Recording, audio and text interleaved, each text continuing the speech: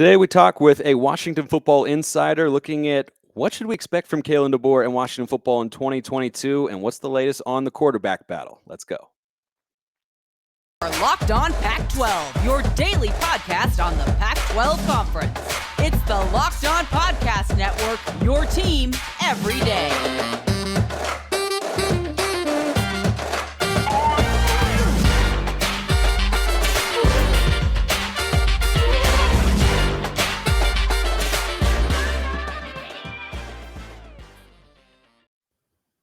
Welcome, everybody, to another episode of Locked On Pac-12. I'm your host, Spencer McLaughlin, D1 play-by-play broadcaster. Thanks for making this your first listen or your first view if you're watching on YouTube every day, part of the Locked On Podcast Network, your number one source to stay up to date with the Conference of Champions every weekday. Like, comment, subscribe, all that good jazz. And if you're watching on YouTube, you can see I am not alone today as we will discuss Washington Husky football. I'm joined by UW grad, CEO and analyst of RealDog.com. Kaila Olin, welcome to Locked On Pac-12. Thanks for having me. I love that intro. It's so upbeat and it's like makes me so excited to talk some football. That's the idea. I miss football so very dearly every day, and though I golf nonstop every weekend, I still miss football when I'm out on the course. And you know, Washington had an interesting spring showcase. I thought spring game, spring showcase, whatever you want to call it. Everybody's got their own name and such. But first year head coach Kalen DeBoer, he's got a lot of decisions to make. And I'd say the biggest one, Kaila, is the quarterback battle. So you cover this team, you talk to fans, you're very tied into Washington football. What would you say is the current state of that quarterback room with Michael Penix, the Indiana transfer, five-star Sam Huard, the highest quarterback recruit in Washington history, and then Dylan Morris, who started last season? It's interesting because while Kalen DeBoer, he's still saying even after the spring preview that it's still wide open. And the weirdest and worst part is from what I've seen, from what a lot of people in the media have seen, maybe fans that are following super closely, is I've personally seen all three get reps with the first team during their spring practices or training. And just like I've seen each of them have better days than the others sometimes. One practice, Penix looks to have the best ball.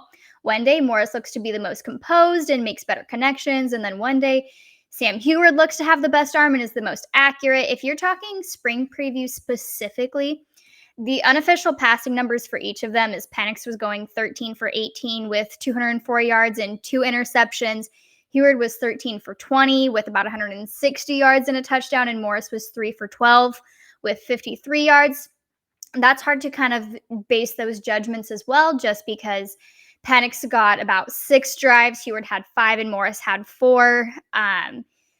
It's difficult because they all kind of excel in one aspect or the other. For instance, Morris is better at kind of throwing on the run and reading those plays a little bit more, where Penix looks to be the most comfortable in the pocket, but Huard has a lot of ties with some of these receivers and looks like he's been playing with them for a while. So it is wide open. Him saying that he's not naming a starter right away, fully believe that that is accurate just from what I've seen and who's getting the reps with first team and such. But I don't know if he will have one come fall on who the starter is, but I wouldn't be surprised if he had a top 2. And if I am predicting my top 2, it would be down to Penix and Huard. Yeah, that's where I would lean as well. I just think with Dylan Morris a season ago, the argument for giving him a legitimate chance would be, well, you got to give him room to grow, right? As it was one season as a starter, and he certainly, did some things well, but showed a lot of limitations in terms of taking care of the ball, making consistent reads and accurate throws, and pushing the ball down the field as well. But correct me if I'm wrong here, Kaila. When I look at this Washington quarterback room, I think it's one of the most compelling battles in the Pac-12 because, like you said, each guy kind of has their own trait that stands out, right? You think Penix, you're probably going to have the most accurate quarterback. Huard has the best physical gifts. Morris, you might argue, is the most reliable from a sense that you know what you're going to get from him. Now, everybody's learning the new offense, but we've seen a season of Dylan Morris in Seattle, but we haven't seen a whole lot of Sam Huard, and Michael Penix comes from Indiana. You kind of know what you have there, but everybody's in a new system. Do you think that those identifiable traits, Huard the physical traits, Penix the accuracy, and Morris the reliability, I guess, for better or worse, would you say that's a proper way to look at them?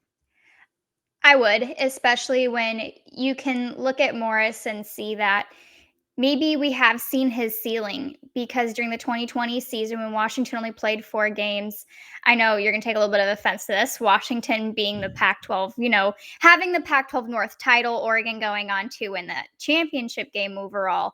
But Morris looked to be very good in terms of how comfortable he was, especially not getting really to play any reps because Jacob Eason was there, and kind of beating out Jake Haener, who's had an impressive career at Fresno State. Kalen DeBoer knows all about that. And then seeing his floor, which was kind of the 2021 season, and losing some very winnable games, making some very questionable decisions. And fans even kind of question Huard as well, and are almost pulling for Penix without really seeing too much film on Huard in the collegiate level because of the Apple Cup and those interceptions and kind of just getting thrown in there. And the only thing about kind of judging some of these quarterbacks is that was a John Donovan offense that we saw from Dylan Morris, and a John Donovan offense that we saw from Sam Huard. And so they are also from a quarterback coach who was never a quarterback, right? So John Donovan was trying to teach these quarterbacks when he never even played quarterback position. So finally having that resume there with the coaching staff, I think is going to be the world of difference. But as for kind of their traits, I think those traits are pretty much solidified, but how they decide to develop those traits within the Washington program is going to be whoever wins. Yeah, I think you make a great point about having Donovan as the OC, a hire that at the time I don't think a lot of people liked, and then once the on-field product was reviewed, the people who are saying, "Hey, I don't know about this guy. He wasn't very good at his last stop," and then the on-field product was there. Those people probably felt incredibly vindicated because it was really not good. And you mentioned Morris went 3 of 12 in the spring showcase, right? Yeah. That's not a great look for him either, Yeah, because if you're trying to 53 yards is some middle school yards, right? I thought he showed a couple moments where, the completions he did have, he looked like he was throwing the ball much more confidently over the middle of the field and with a little bit of accuracy. But you look at the final box score, you're like, okay, he was 3 of 12 in a situation where the defense isn't allowed to hit the quarterback, meaning mentally he can stand in there, be a little bit tougher, and know that he's not going to get whacked. Like, that makes it easier and tends to lend itself towards the offense. So I think that argument has some merit, that Donovan was holding him back, but at least so far from what we've been able to see, I don't think Morris has been able to put those concerns to rest in the eyes of Husky fans or just anyone who's looking at the conference here. But I thought the offense showed something that Washington hasn't seen a lot of, and I want your thoughts on that after I tell you about Built Bar. Imagine dipping your finger into that plastic tub of birthday cake frosting and then opening your eyes and realizing it was only 150 calories with 16 grams of protein. I had one of these birthday cake puffs the other day, and I had to stop myself from eating 3 more. If you haven't tried the puffs, they're one of the best products that Built Bar has. You can go to Built.com, use promo code LOCK15. Get 15% off your order. Check out the birthday cake. They're fantastic. Use promo code LOCK15 for 15% off at Built.com. You're going to have to send me those because now I want some. They were even better than I expected. I saw them and I was like, okay, this is probably going to be very good. And then they were really, really good. Reminds me of like some funfetti cake. That's exactly what it tasted like, but it was a protein-infused marshmallow, which is even better. Washington fans are hoping what is even better this year is the offense from a season ago. And one thing that looked to be a point of emphasis from Coach DeBoer and his offense, that's the side of the ball he comes from in the spring showcase, was he used tempo a lot. And that's not something that we've seen from Washington a lot over the years. Doesn't mean the offense hasn't been effective at times, but it was sort of a new wrinkle, a new element to the offense that we just haven't seen from the purple and gold up there. So what did you make kind of the spring showcase with your biggest takeaways writ large, and then talking about, what we saw from the offense with regards to how fast they were trying to go? I think, so we'll start with defense so we can transition to offense a little bit first. But in terms of the defense tallied about 2 takeaways during that scrimmage. That's probably nothing shocking for Washington fans, as that's really what kept Washington in some of these games these last few years. And the first was on a high pass from Penix, and then cornerback Michelle Powell, he hauled in a drive there. And then on the second interception, it was another long pass from Penix. So, maybe some interception kind of qualities here that we're seeing from Penix that we didn't see from Huard. Is that going to be a decision maker for Kalen? Who knows? But Alex Cook, a sixth-year Washington Husky, had snagged that one. And then you talk about this fast pace. We'll start with running backs, and this is why that Washington didn't have a quote unquote spring game, is there was not enough healthy running backs or linebackers on the roster to have a full spring game. Right. And so didn't really get to see too much in terms of the actual kind of key players at the running back position, but New Mexico sophomore transfer Aaron Dumas, he looked to be outstanding and kind of getting the bulk of the carries along with redshirt freshman Javion Sunday. So those two kind of officially had about 38 yards on 8 carries, if I was counting correctly, is who Dumas had, or Sunday had, I'm sorry. And then Dumas had about 25 yards and a 1-yard touchdown. So kind of the similar red zone running offense, I think, that Washington fans are a little bit used to. But the fast pace you're talking about really came from those wide receivers. 11 players actually caught passes during the scrimmage, and that was led by Junior Alexander, a former high school teammate at Kennedy Catholic who is an ASU transfer with Sam Huard. Romo Dunze, he unofficially caught about 4 passes for 63 yards. Jalen Mcmillan, another veteran, 3 catches on 56 yards. And then Jalen Polk, the transfer from Texas Tech, who after the very first play last season broke his collarbone. He was out until about the final few games. He had about 3 catches for 55 yards. And then Giles Jackson, the Michigan transfer last season, who was pretty quiet and I'm not going to say disappointing, but there was a lot more high expectations for him that we didn't really see. He had about 4 catches for 40 yards. So really spread out and everybody kind of getting in that rotation. But you can tell that this wide receiver room is definitely kind of not up for grabs. I think the veterans have solidified themselves, but in terms of getting on the 2 deeps, everyone's making a run for it. And you can tell just by how quickly they were playing and getting down that field. Much better route running, if you ask me. Yeah, and Junior Alexander had kind of the 2 biggest highlight plays of the spring showcase. The one-handed snag from his old buddy Huard, and then the back shoulder touchdown throw as well, just showed the timing and chemistry that those 2 have. And I don't know if that relationship specifically, would come into the minds of coaches in terms of, there's a history between the 2 of them, so we're going to go with Sam Huard. But I wonder if it will help Huard's case to be the starter in terms of making more throws that pop off on the screen or on the film to the coaches, right? Because those 2 really look like they were working together very, very well. And I thought that it allowed Huard to showcase, the physical gifts that he does have. And, I also find it interesting. This is not a super important note per se, but is there another quarterback room in the Pac-12 that has 2 lefties? I don't think there is. I don't think if I remember correctly, I don't think there is. I don't think there is either. And I just wonder how it would be as an offensive coordinator, because I played a lot of NCAA 14 football growing up, and anytime there's a lefty in there, completely threw me off. I would just bench him and put in the right-handed backup, but obviously I think the offensive coordinators at the Power 5 level, maybe a little bit more nuanced than my play calling in NCAA 14. But DeBoer has a little bit of a rebuild job after a 4-8 season ahead of him going into this year. When he was hired, and based on what Washington fans in the community who you talk to, and I'm sure interact with plenty on realdog.com, you can go check out all the stuff that Kaila and her team write over there. They do fantastic work. What's kind of been your feeling about how the fans and community are sensing it's going so far with Kalen DeBoer taking over after the debacle of last year? It's difficult because Washington fans, and I'll even say Oregon fans as well, they have expectations, right? When there's a hire, there's expectations that they're going to come in, they're going to be instant impact, and they're going to win.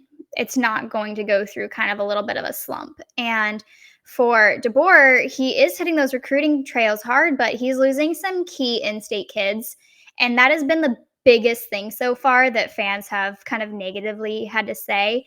And it sucks because it goes against him, but at the same time, you have to think about the state of the program and Jimmy Lake being let go of before the end of the season, and John Donovan taking what was talked about as being the number one tight end prospect in the NFL draft and not going until day 3.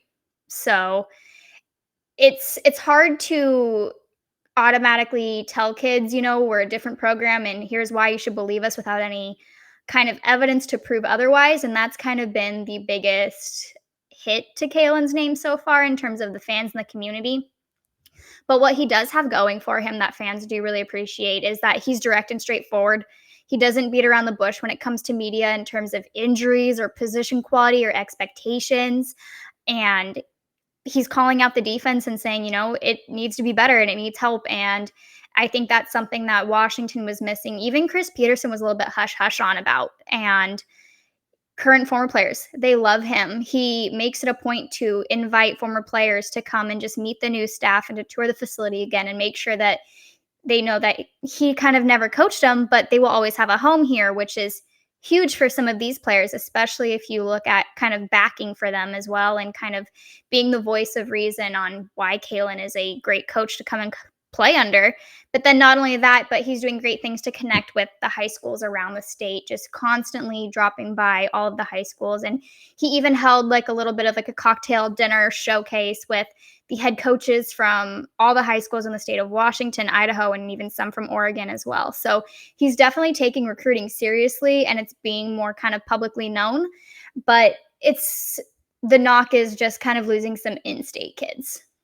Yeah, and they've seen a couple go to Oregon, and Jaden Wayne Yeah. is a Washington in-state kid who's being recruited very heavily by both Oregon and also USC, and I think that makes it tougher, right? Having Lincoln Riley there, who's kind of known for his in-game He's not schemes and messing being around. yeah, exactly. He's known first and foremost for his in-game schemes and his ability to be a quarterback guru, but his recruiting chops are not bad, and he's certainly got more resources to work with at USC than he had at Oklahoma. You're just thinking of in-state talent, but also the lure of USC. I think that's going to make it even more difficult for DeBoer and every coach in the Pac-12, frankly, to recruit those sorts of kids. But there are a lot of things that he could improve upon for his first season this fall, and we'll talk about what those are after we remind you that this episode brought to you by BetOnline, who continue to be the number one source for all your betting needs and sports info. You can find all the latest odds, news, and sports developments, including this year's basketball playoffs, Major League Baseball scores, go Mariners, fights, and even next season's NFL futures. BetOnline is your continued source for all your sports wagering information, from live betting to playoffs, esports, and more. Head to the website today or use your mobile device to learn more about the trends in action. BetOnline, where the game starts. All right, let's talk about expectations going into this year. And there are a number of areas where you could look to last season and say Washington needed to be better here. The offense had to be more consistent, had to be more explosive. I mean, there are just a whole litany of things. But what do you look to as kind of the top one or two things that you would like to see Kalen DeBoer change from last season to make you feel, as a Washington fan and someone who covers the team, that he has the program moving back in an upward trajectory? I'd probably have to say something that Washington struggled even with Jimmy Lake as head coach, a little bit with Coach Pete, is just the run defense. It's something that if you go to a game and it's 3rd and 4, you're nervous because you know what's coming. You know it's going to be a run up the middle. And the defense should know it's coming, but Washington just couldn't figure it out. And that's where they gave up a lot of kind of 3rd down conversions, is the run. And so the run defense is something that I would like to see kind of change dramatically. Last season, if you want to look at some numbers, I'm a big numbers person, so sorry. But UW led the country in air yards allowed per game. Just that was outstanding. I think it was about 112 yards per game allowed in the air, but then was around 22nd, 23rd nationally in defense overall because of the run defense. And so Kalen even commented on it after the spring practices during his media and just kind of saying that he wasn't quite happy with the run defense, and it wasn't where he wanted it to be. And it should be an even bigger red flag considering the top 3 running backs in the room, if you're talking about kind of a spring preview standpoint, that they were out with injuries. So the 2 and 3 deeps running against the first and second team defensive line is extremely problematic. It's just your third string running back should not be able to run through your first and second team defensive line. So that's probably the number one area of improvement that I think Washington fans, especially me, want to see. One thing that stood out to me in the spring preview was I thought the offensive line as a whole had a rough day. Oh, yeah. And, the defense they didn't even have a full set of stars. Now, the offensive line didn't either, but for you, is that a concern going into next year? Because I thought they, struggled to create consistent running lanes, but it was the blitz pickups and assignments where it looked like they were just really, really not on the same page there. So what do you kind of expect from the offensive line unit next year?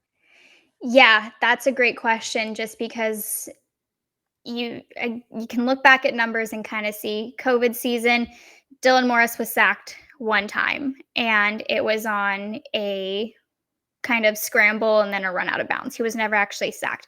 And this was 4 games, right? So kind of take it with what you will, but there is an expectation of the offensive line coming in last year to be just as stellar, and it seemed to be almost one of the worst. And I think that also can kind of contribute to the lack of running back production as well. You can kind of see that the Washington Huskies accounted for about 3.2 yards per carry, which was really bad. That was about 125th nationally, just kind of dead last in the Pac-12, and it's not good.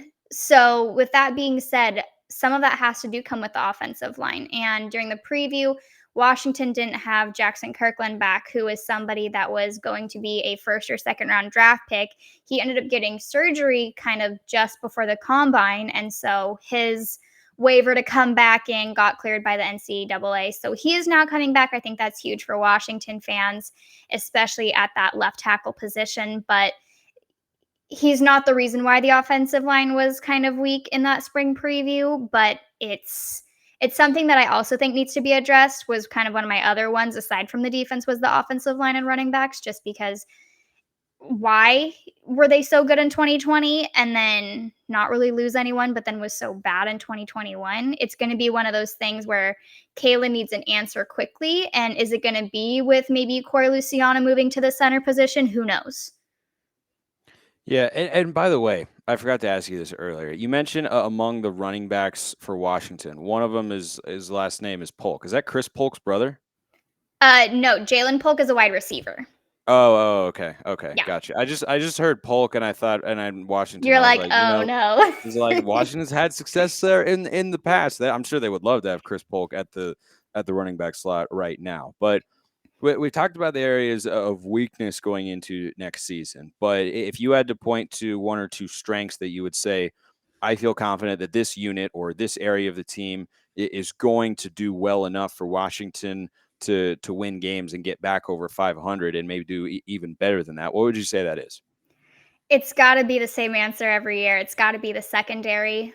Washington is just great in terms of their secondary and defensive backs. And the new Washington defensive coaches, they even have that extra defensive back that they kind of have nicknamed. It's their nickel, but they've nicknamed it Husky. And what it is it's a corner/safety hybrid, and he's typically just a little bit bigger than a linebacker. So kind of going away from that nickel size, but just larger in general, and replacing 3 starters with Kyler Gordon, who is with the Bears, and Buki Radley-Hiles, and Trent McDuffie, who's with the Chiefs. And the depth is there, and there was always so much rotation. So you have Michelle Powell. I kind of talked about him a little bit earlier. Dominique Hampton, Asa Turner, and transfer Jordan Perryman. He's an FCS All-American transfer. I believe he was an All-American from UC Davis. Powell, Turner, and Hampton have all started in games. And so not really having to worry about too much kind of step back there because they had been in the rotation and they have the experience is something that Washington kind of always feels the most comfortable about. So I would say that is definitely their biggest strength still going forward, especially implementing an even bigger person at that nickel position, which I guess, Husky now, but having some big guys back there, I think, is really a strength for Washington, especially because the run game. Yeah, yeah. I think that makes a lot of sense. I mean, they've gotten the brand as DBU, right? Because I mean, Yeah. you've got Elijah Molden and Budda Baker, and Shaq Thompson was a safety linebacker hybrid, and now you've got Trent McDuffie and Marcus Peter. Like, it's just it's a long running line of really, really successful corners. One thing that I noted last week when I was talking about Washington here on the show was an undeniable strength is going to be Peyton Henry is back for year 17 of college football, and I think that has to make that has to give at least some comfort and consistency, right? Or is that not how Washington fans are feeling about him? No. I mean, the worst part about my job is like you want to try and build kids up and you don't want to tear kids down, but I will just never be confident in Peyton Henry kicking a game-winning go-ahead field goal ever. Like when If that is the case, Washington will not be the first school to not have a kicker that they feel good about in crunch time moments. I mean, it is the most like if you're talking about it just from a market perspective, the demand for good kickers is very, very high, and the supply is so short. It is unbelievably short. Every year in college football, you can watch these guys who are supposedly highly rated recruits go out there and just shank balls with the game on the line in a 42-yarder. It's just it's wild how that all works. it literally started at the Oregon game that was in overtime back in 2018. 2018. Yep. That's when the demise started, and then Washington was going back. Jake Browning put together the best 2-minute drive I've ever seen in college football, where coming back from being down 9 to beat Utah at home, and it came down to Peyton Henry's legs, and I watched it. I didn't watch it through my fingers. I didn't watch it at all. I was like, I will listen. Because that's not going to happen. And then Washington's huge loss to Cal that had the lightning and thunderstorm delay where the game got over at like 2:30 in the morning. Why? Peyton Henry, how's it going? Like, and then the worst part about it is we had Tim Horn here who his calves and his thighs were the size of tree trunks. He could kick a ball very, very far and very accurately, but he was never given the opportunity to do any field goal kicking. And so he was just a kickoff guy. And so he leaves and he transfers, and that hurts and that sucks. And so, Peyton Henry has the experience, but the inconsistency I would almost rather not have.